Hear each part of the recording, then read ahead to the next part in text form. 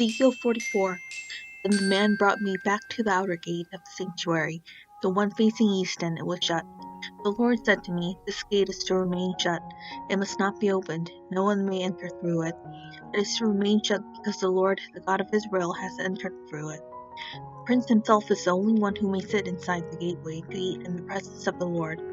He is to enter by way of the portico of the gateway and go out the same way." Then the man brought me by way of the north gate to the front of the temple. I looked and saw the glory of the Lord filling the temple of the Lord, and I fell face down. The Lord said to me, "Son of man, look carefully, listen closely, and give attention to everything I tell you concerning all the regulations regarding the temple of the Lord. Give attention to the entrance of the temple and all the exits of the sanctuary. Say to the rebellious house of Israel, this is what the Sovereign Lord says.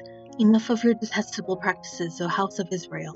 In addition to all your other detestable practices, you brought foreigners uncircumcised in heart and flesh into my sanctuary, desecrating my temple while you offered me food, fat, and blood, and you broke my covenant.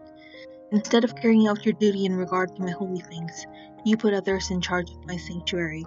This is what the Sovereign Lord says. No foreigner uncircumcised in heart and flesh is to enter my sanctuary, not even the foreigners who live among the Israelites.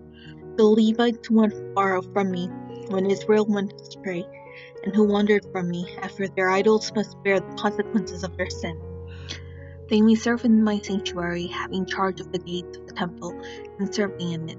They may slaughter the burnt offerings and sacrifices for the people, and stand before the people and serve them.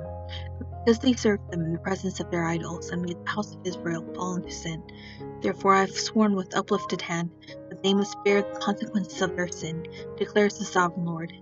They are not to come near to serve me as priests, or come near any of my holy things or my most holy offerings.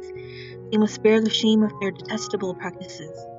Yet I will put them in charge of the duties of the temple, and all the work that is to be done in it. But the priests who are Levites and descendants of Zadok, and who faithfully carried out the duties of my sanctuary when the Israelites went astray from me, are to come near to minister before me. They are to stand before me to offer sacrifices of fat and blood, declares the Sovereign Lord. They alone are to enter my sanctuary. They alone are to come near my table, to minister before me and perform my service. When they enter the gates of the inner court, they are to wear linen clothes. They must not wear any woolen garment while ministering at the gates of the inner court or inside the temple. They are to wear linen turbans on their heads and linen undergarments around their waists. They must not wear anything that makes them perspire. When they go out into the outer court where the people are, they are to take off the clothes they have been ministering in, and are to leave them in the sacred rooms and put on other clothes, so that they do not consecrate the people by means of their garments. They must not shave their heads or let their hair grow long. They are to keep the hair of their heads trimmed. No priest is to drink wine when he enters the inner court. They must not marry widows or divorced women. They may marry only virgins of Israelite descent or widows of priests. They are to teach my people the difference between the holy and the common, and show them how to distinguish between the unclean and the clean. In any dispute, the priests are to serve as judges, and decide it according to my ordinances. They are to keep my laws and my decrees for all my appointed feasts, and they are to keep my Sabbaths holy. A priest must not defile himself by going near a dead person. However, if the dead person was his father or mother, son or daughter, brother or unmarried sister, then he may defile himself.